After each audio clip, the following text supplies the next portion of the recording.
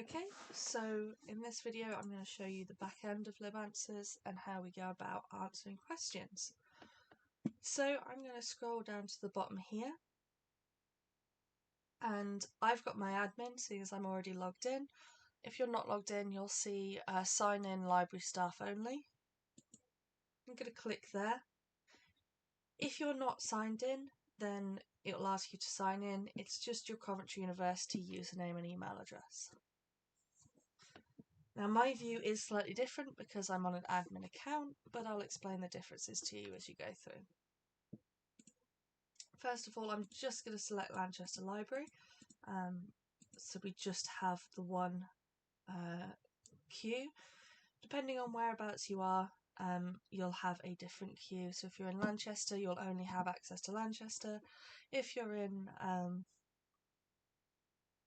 CU Group or Coventry University London, you'll have access to your relevant queue. Okay. We've also got at the top here this status not closed. This basically is going to show you all the ones that haven't been dealt with yet. One of the other options here is each of the statuses. There's also all, so if you want to see any questions that are closed, have been finished, you can go there and see all of them. Now I will say this will show you all of them, so it does take a while to come through. But I'm going to go not closed for now. You could also pop up on here and say who specifically they're owned by, so if you want to see the ones that you've done before, that's the way you can do that. You could also search via the patron's name or via their email address. So coming a little bit further down, we're going to look at the specific entry for each question. Now this is a test one that I've sent in, so this is the one we're going to be looking at. First we have this delete or close this ticket. If it's a ticket that you could just delete straight away, so one of the resource access request ones, then you could just go here, or you could close it if you know it's one that you don't have to actually deal with. The next one along is this mark ticket as spam. Now any tickets that come through will go through the university spam address first. Any emails that come through will go through the university spam system first, and then through the LibAnswers system. So it's very rare that spam ones actually get all the way through, but if they do, you can mark it as spam. This status here essentially tells you what has been done on the question. So new means that we haven't got back to the patron yet. It might be claimed by someone, but we haven't got back to them. Open means that we have got back to them, but it's still waiting on a response from us. So as you can see here, the last message from the user, so they might be waiting on a response from us before it is closed. And finally, pending. This means that we are waiting on a response from the patron before we can move through to the next stage. Obviously we also have closed, but we've got any that aren't closed on here. The queue is all going to be Lanchester Library or whatever queue you're assigned to. And now to the question. So you click on the name to answer the question. If you just want to have a quick look, you can look at this little I here and it will give you further information.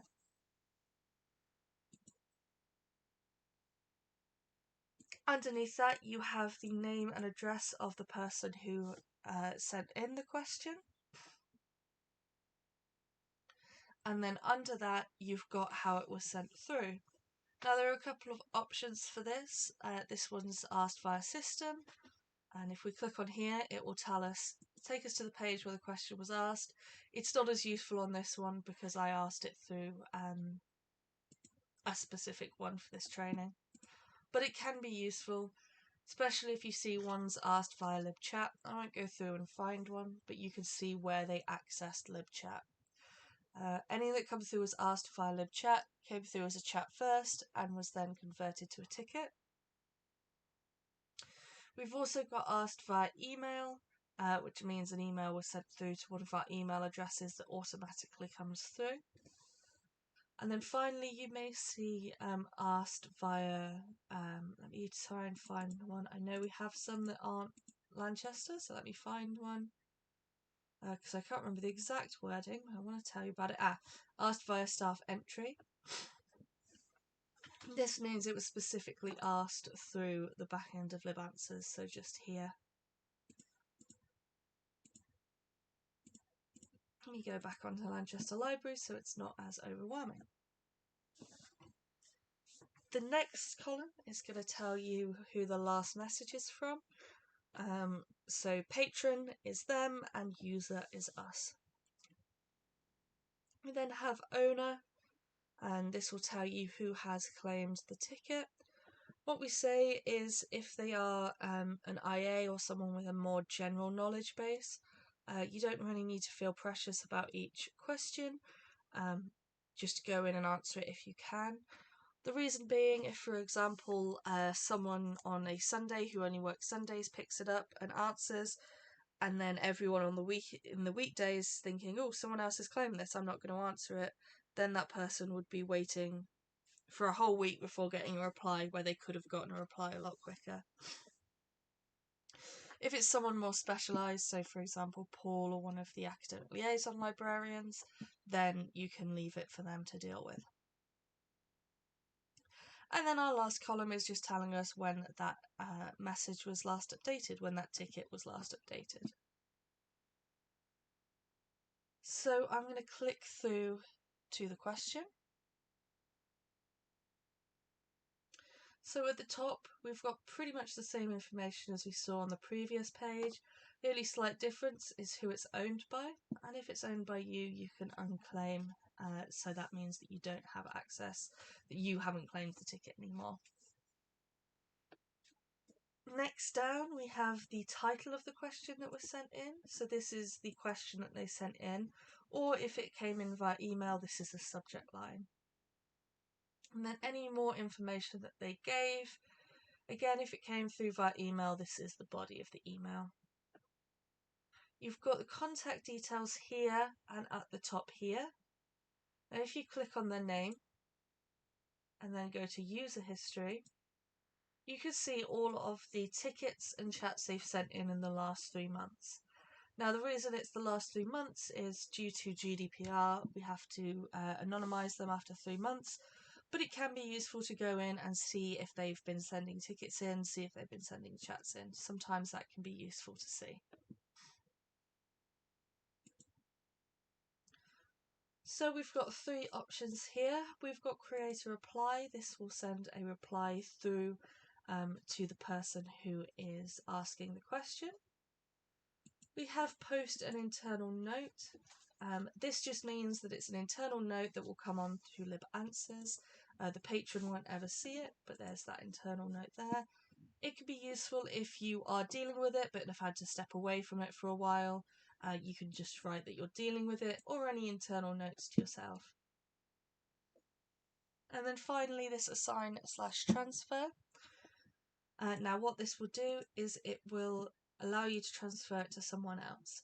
So you could either transfer to a specific user, so if it's a question for the academic liaison librarians, you can pass it through to one of those.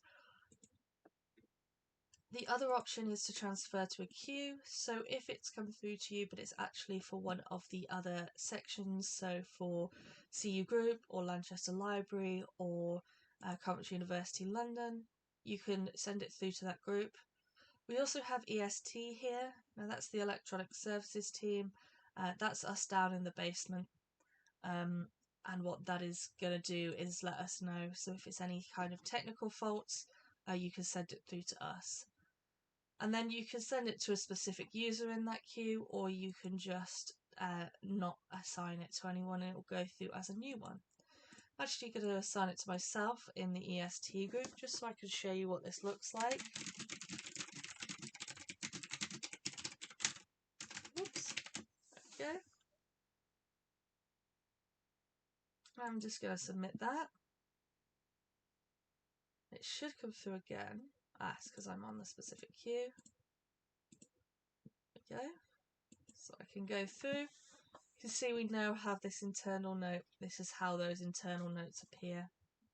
Anything that's in blue or orange is visible to the patron. Anything in this grey isn't.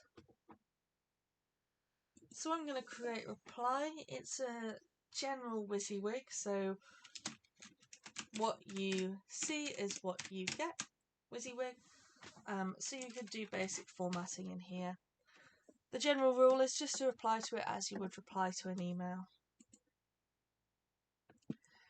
We have files, so this will allow us to send some very basic files, very small files. There is quite a small file limit, but if you have a PDF that explains how to do something, for example printing, certain types of referencing, you could send those through here. We have the CC answer to. This is only really used if it's a complaint that you're applying to and you want to copy in, for example, a line manager or Kirsty in there. And then this add to FAQ group, this one we don't actually use. The reason being is we have a specific way that we add our FAQs. They need to meet accessibility, things like that. If you do find yourself asking a specific question over and over and you think it might be worth having an FAQ for it, just let me know and I'll get it added. So, I'm not going to send it yet because I want to show you a little bit more of the stuff on the right hand side here. So there's tags. This could be really useful to go in and tag what the generic question is. So this is asking about coffee, so it's going to be food and drink. You could also put it as directional as well. It's pretty much just down to your common sense which ones they're tagged at. This could be really useful. It tells us what questions people are asking at what specific times, and it helps us kind of decide what content we're going to put on our guides, what content we push out on social media, things like that. You've got ticket metrics, which we don't really use, so it's going to tell you a little bit about the time in between. If you know we have an FAQ on a specific question, we have this reuse answers. Now the one at the top is the most useful one. I would suggest not using the bottom one purely because these are usually very specific to each individual person, so it isn't going to be as useful there. But the top one, the recommendations from FAQs, can be very useful. This is going to not show, so this actually does just take the top line here rather than the body. So it's not going to show anything about coffee because it's taking this training into account. But it is useful for me showing you something else. So if it doesn't bring in what you need, you can just search down here. So I'm going to search coffee because that's what they're asking. It's going to search through them and show here. And now it's going to give us these FAQs. So if I click on the name of it, it will bring it up into a little light box. And we can have a look, maybe check what we are saying, or just copy and paste a certain part of it. Or if this is all going to answer the question, just copy the answer. You can then go in and message things as well. Or you could just click this copy here and it will automatically copy things through. I'm going to hide that. There is this copy and answer if you know the question ID. It's there. I'll let you know that it's there so you know what it does. I don't know anyone who's ever remembered the question ID off the top of their head, so how useful it is, I don't know, but it is there. I haven't forgotten about it. Then got this search LibAnswers FAQs. This is just if you want a reference for yourself. FAQs, tickets, Google and locate, so you can search for a specific thing on each of those and it will open in a new window. It's more of a reference for yourself rather than providing an answer. And the same with these web shortcuts. They're just a really nice little reference in case you've forgotten something. And then finally, I'm just going to submit this reply as closed. It's going to be sent through. The student gets an email through to them with the answer. They can reply back to that email if they want to, but usually it is just a one and done. If you ever have any further questions about anything LibAnswers, do feel free to get in touch with me. I can come and do some training for you if you need to, but just let me know.